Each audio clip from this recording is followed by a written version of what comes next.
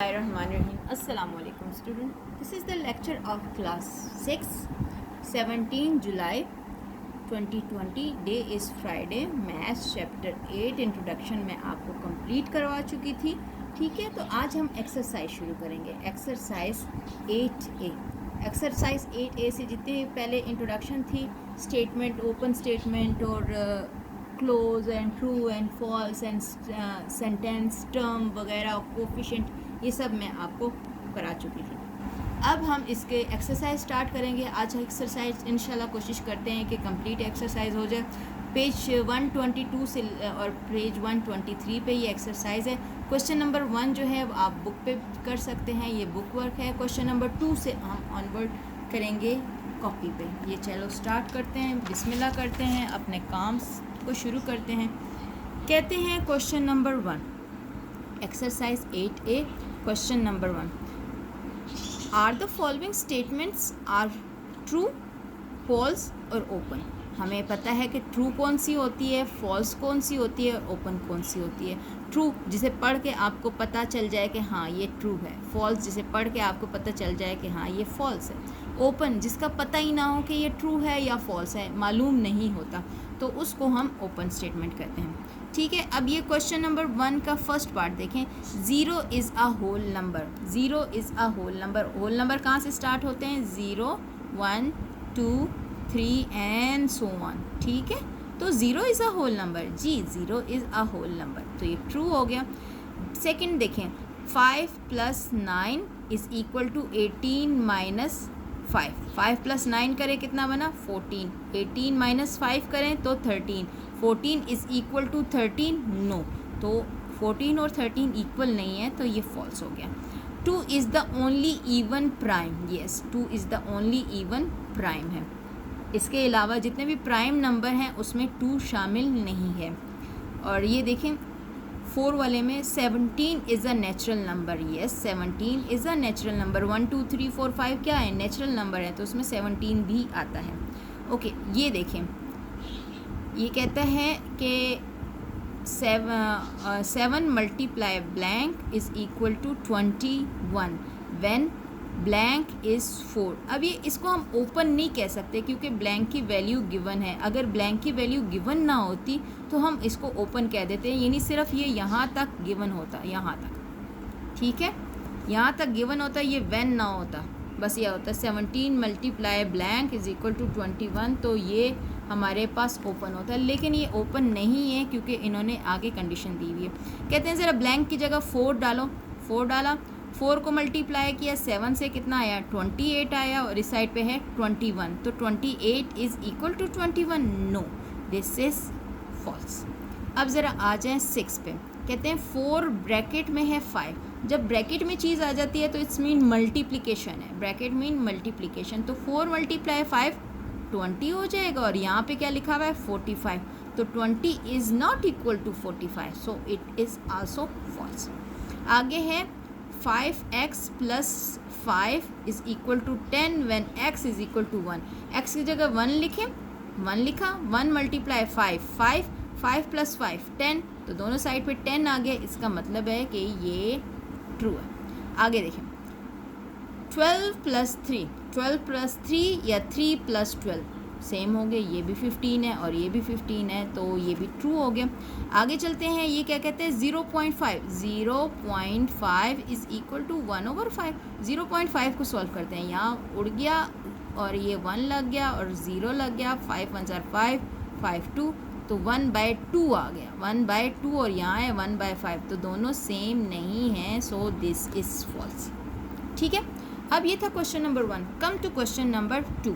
अब मैंने तो इसको बुक पे किया, लेकिन आपने इसको कॉपी पे करना है. ठीक है, मैं आपको कॉपी पे करवाती हूँ. कहते हैं क्वेश्चन नंबर 2 में replace the letter by numerals to make the statement true. अब न्यूमरल्स जो नंबर्स हैं उसको उसके लेटर्स को हमने नंबर्स में रिप्लेस करना है. फिर देखते हैं कि हमारे पास ये ट्रू बन जाए. ठीक है, यानी अगर वापस हम यहाँ डालते हैं तो दोनों साइड इक्वल होनी चाहिए. चेक करते हैं.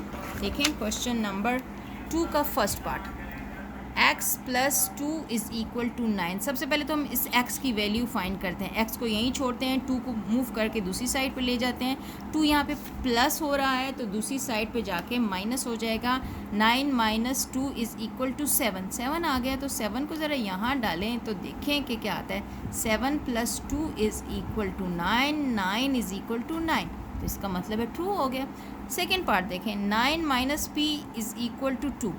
तो हमने क्या किया, p को इधर ही रहने दिया, 7 को मूव करके दूसरी साइड पे हो गया। यहाँ पॉजिटिव है, पॉजिटिव या नेगेटिव का यूँ पता चलता है। अगर यहाँ पे माइनस यहाँ लिखूँ 7 माइनस 2, तो 7 पॉजिटिव है और 2 माइनस है। हमेशा इसके लेफ़्ट साइड पे जो नंबर्स है यहाँ पे नहीं है तो इसका मतलब है पॉजिटिव है, और यहाँ 2 के लेफ़्ट साइड पे कौन सा साइन है, नेगेटिव साइन, तो इसका मतलब है 2 नेगेटिव है। तो हमेशा क्या होता है, लेफ़्ट साइड पे जो साइन होता है वो उसी नंबर का साइन होता है, वो पॉजिटिव या नेगेटिव कंसिडर किया जाता है। अब यहाँ 7 के साथ कुछ नहीं था तो इसका मतलब है पॉजिटिव है, तो दूसरी साइड पे वो जाके नेगेटिव हो गया। Minus p is equal to 2 minus 7 हो गया, तो minus p is equal to 7 में से 2 माइनस किया तो 5। दोनों में बड़ा कौन सा साइन लेटर है, नंबर है। 7 नंबर बड़ा है तो उसी का साइन लगेगा, जो नंबर बड़ा होता है उसी का साइन लगता है। अलजबरा में ये चीज़ बहुत इंपॉर्टेंट है, अगर ये चीज़ की गलती नहीं करेंगे साइन की तो आपके कभी भी मार्क्स नहीं कटेंगे। 7 में से 2 माइनस किया, 5 आ गया, और नंबर कौन सा था बड़ा, 7 का, तो हमने 7 का साइन लगा दिया। दोनों साइड पे माइनस माइनस कट गया, p इज़ इक्वल टू 5 आ गया। ज़रा हम यहाँ डालते हैं कि 5 ट्रू है।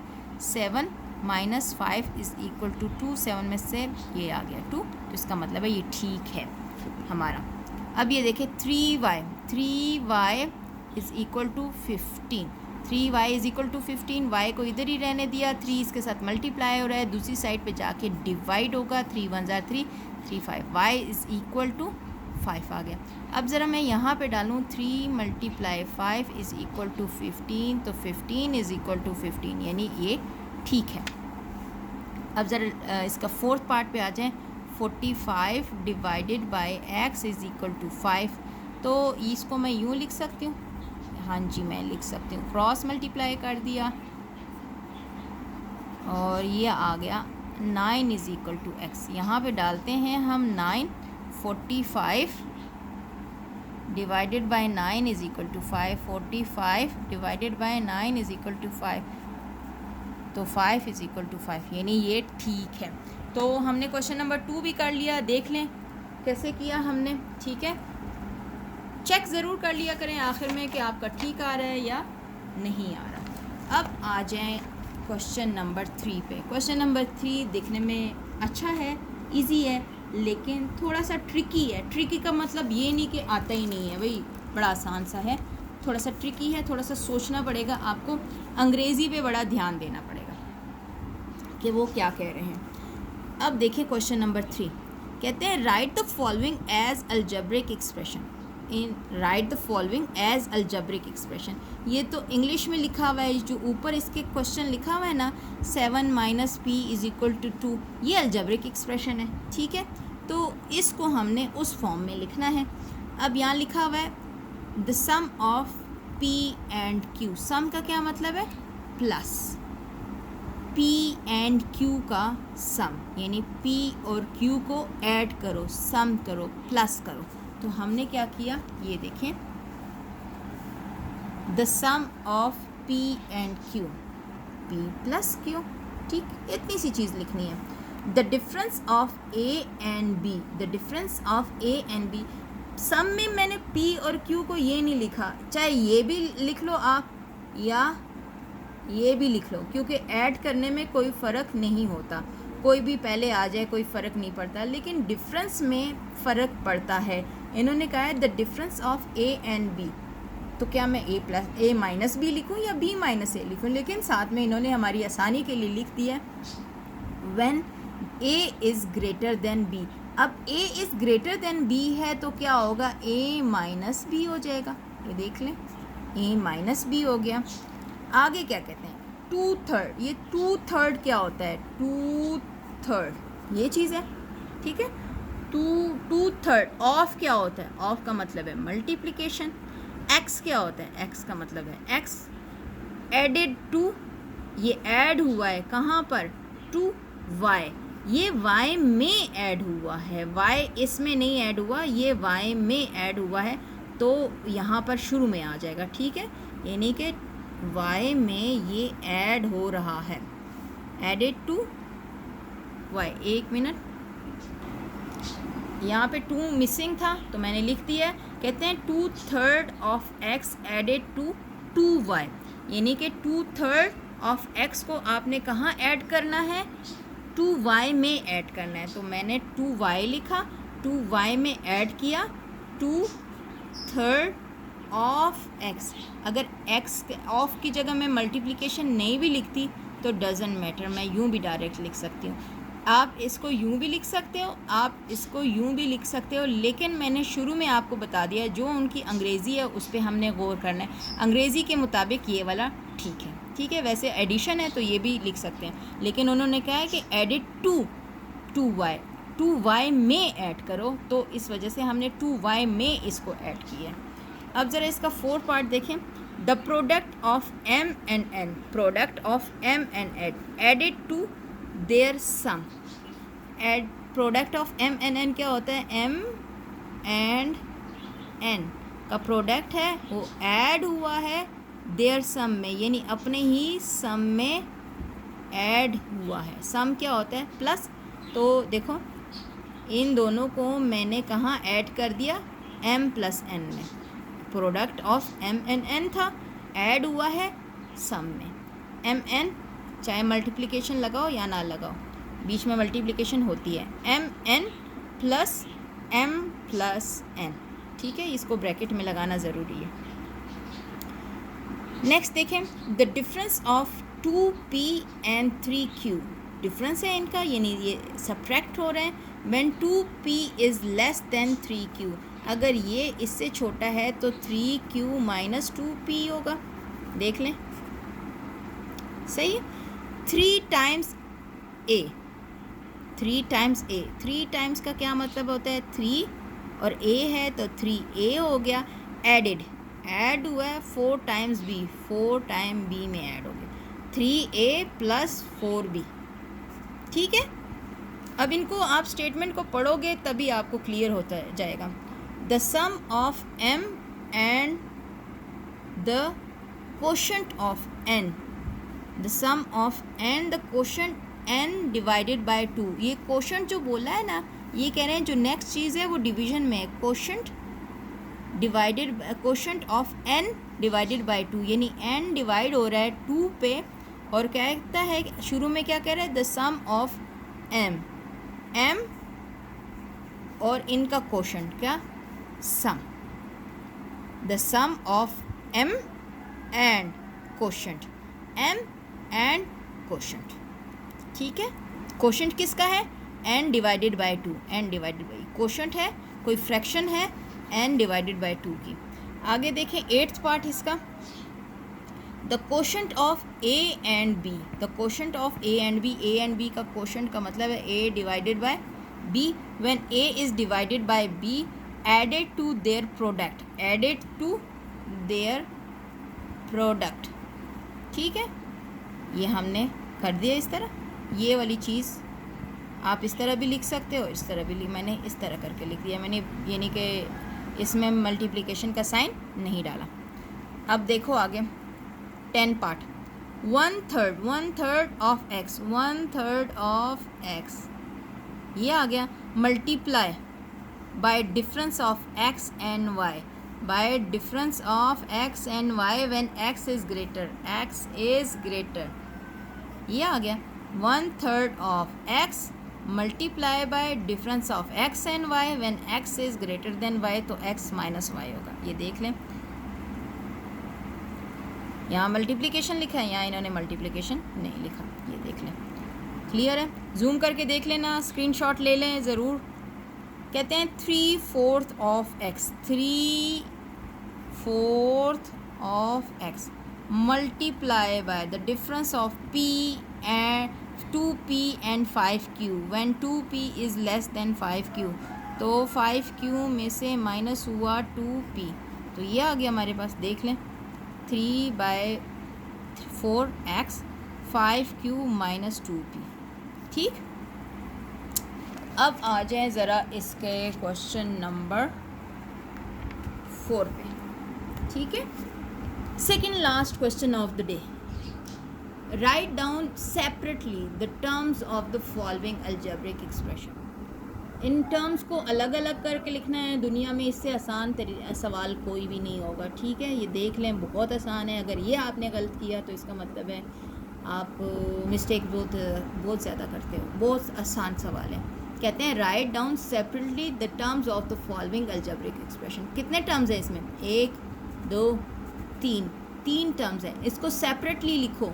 सेपरेटली लिखना है, बड़ा आसान है। ए कोमा, अब जहाँ पे प्लस है उसको मत लिखो, बी कोमा, अब माइनस है ना, माइनस को मेंशन कर दो। कोमाज में तो लिखेंगे, यहाँ पे प्लस लगाने की ज़रूरत नहीं थी, इसलिए हमने यहाँ पर नहीं लिखा। तीनों टर्म्स को सेपरेटली लिख दिया अलजेब्रिक एक्सप्रेशन की।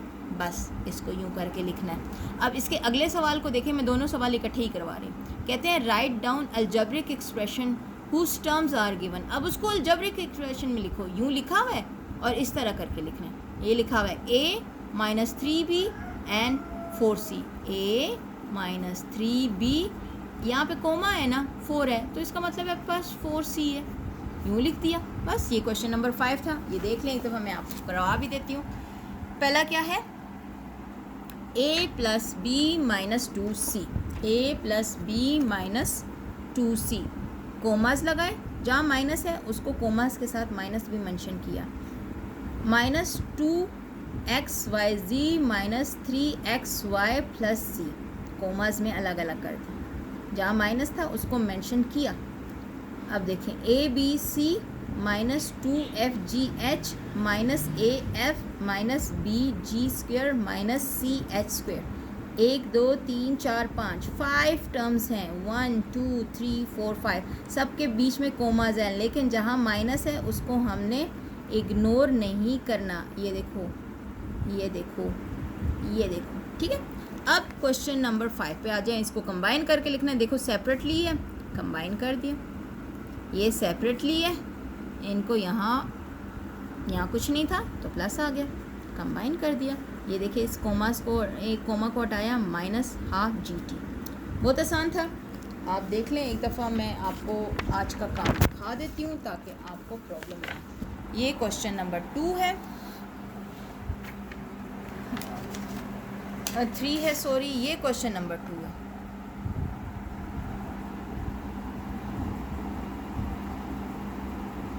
और ये क्वेश्चन नंबर 3 है।